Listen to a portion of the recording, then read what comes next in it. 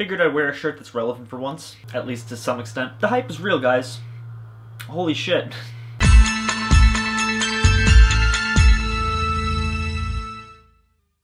Ladies and gentlemen, my name is Professor Philip Goodman.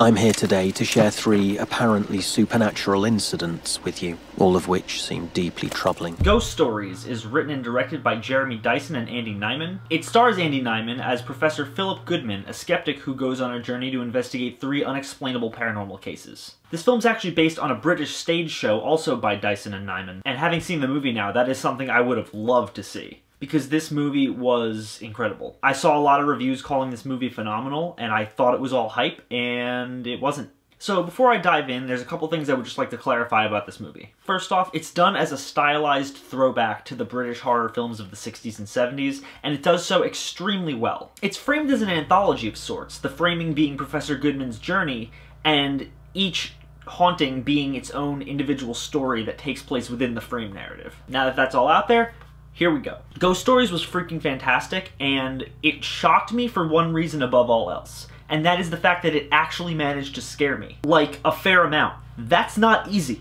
But there were several points throughout this film where I had goosebumps, where I was actually physically pulling back from the TV because I was genuinely unnerved with what I was seeing or what I was afraid was going to happen. And the few jump scares that were in the film managed to be incredibly effective regardless of whether they were cheap or not. Some were false, some were genuinely unnerving, but all of them managed to actually frighten me because they went so well with this film's intense and unrelenting atmosphere of dread. And that's honestly what makes this movie so noteworthy in my opinion, at least in this day and age, is that it's almost pure atmosphere. And it's incredibly stylized.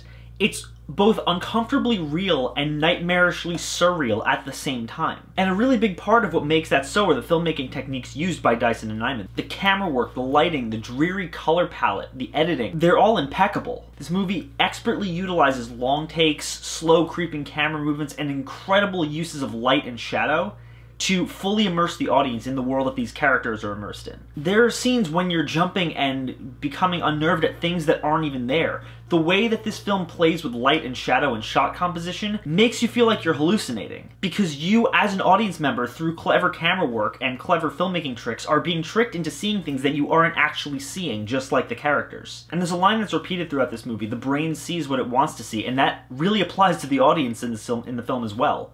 Because you're seeing what you're assuming are spirits or demons or whatever. There's a scene where you're jumping at the sight of the back seat, which is just shot in a way that looks like a face. It's great. You're jumping at shadows, and it makes you feel wildly on edge throughout the whole film, and because of that, I really do think on that merit alone, this film is worth the praise it's getting. On top of that, the performances across the board are all powerhouse. There's really not a single weak link in the movie performance-wise. Andy Nyman does a great job, but the one performance I really want to pay special attention to is Martin Freeman. I can't say too much about his performance because it would spoil some things, but he delivers in spades in this movie, and he really showcases his acting chops, especially when the more dreamy, surreal parts of this film come to the forefront, and I will not say more than that because I will risk spoiling things. Where I do think some people will find this film extremely divisive is its ending. I'm not even gonna sugarcoat it, I can see some people hating this ending. And I can completely understand why some people would find it to be a cop-out. And in a way, it is. However, that didn't bother me, and here's why.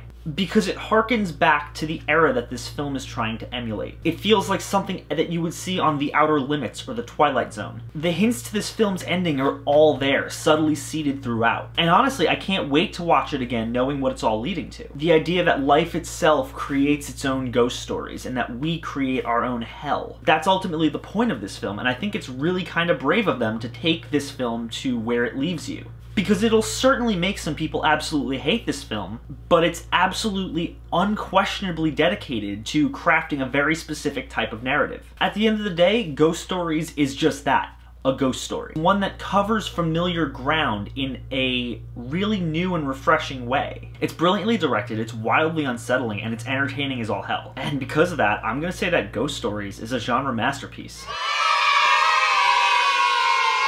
This movie blew me out of the water, and it genuinely scared the hell out of me. And I definitely think some people will be turned off by the ending, but for those of you who can appreciate it for what it is, and for what it's striving to be, which is a fun, creepy ghost story of old, I think you'll find this film absolutely a breath of fresh air.